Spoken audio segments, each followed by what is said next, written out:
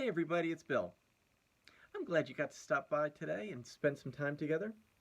I genuinely hope that during your workday, you got a chance to work on things that were exciting and interesting and engaging for you, that you got a chance to talk with somebody who you genuinely enjoy connecting with.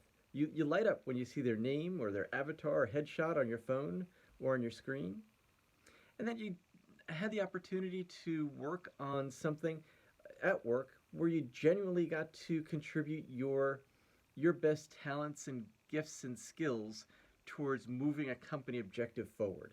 That's so satisfying when you have the chance to do that, and I hope you had the chance to do that either today or recently.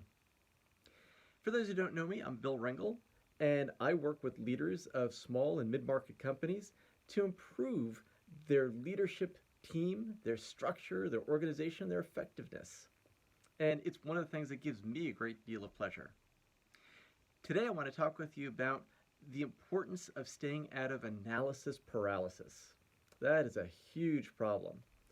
And before we get into it, let me just remind you that I've got a webinar which is a demonstration of how to use this small business leadership framework.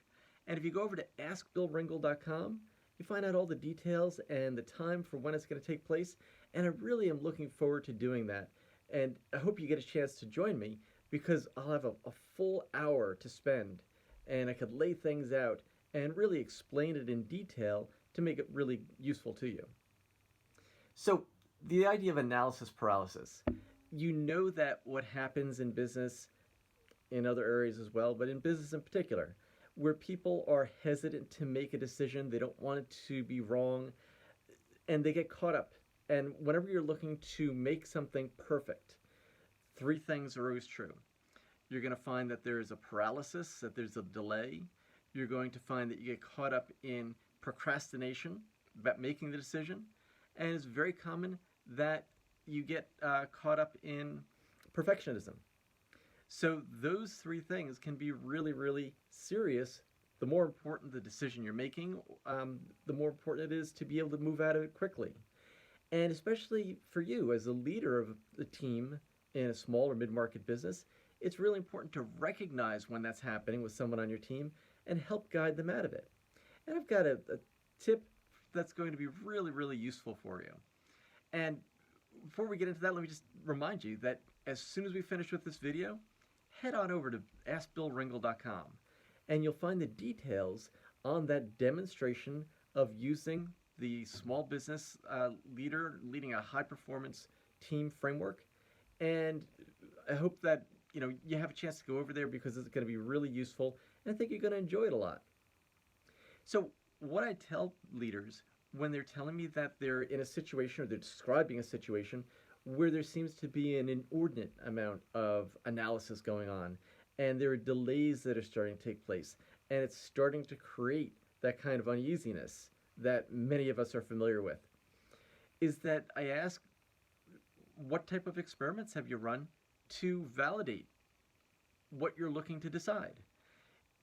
The most important thing to do is to really get the input from the outside world.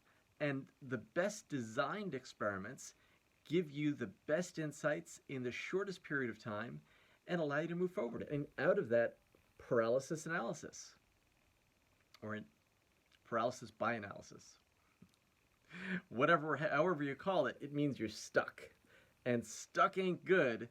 It's not good in business. It's not good in business relationships. It's not good in personal relationships. It's not part of your productivity plan, what you aspire to, and how you see yourself. So design and run experiments.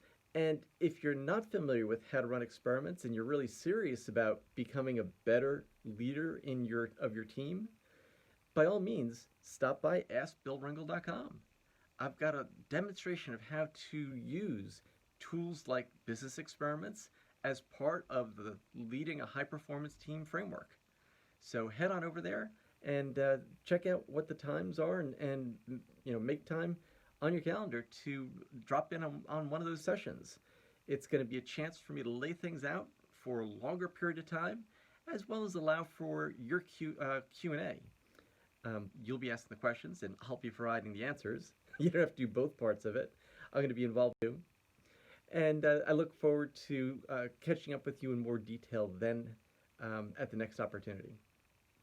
In the meantime, if you are experiencing, noticing, or suspecting that there's some paralysis by analysis going on with your team, the most important thing to do is to remember to design and run experiments to break that stalemate and to move in a direction where you can start to gather information based upon insights you've gained from your business experiment. I hope you find this useful, and I look forward to having a productive day tomorrow and wishing you the same. Thanks so much.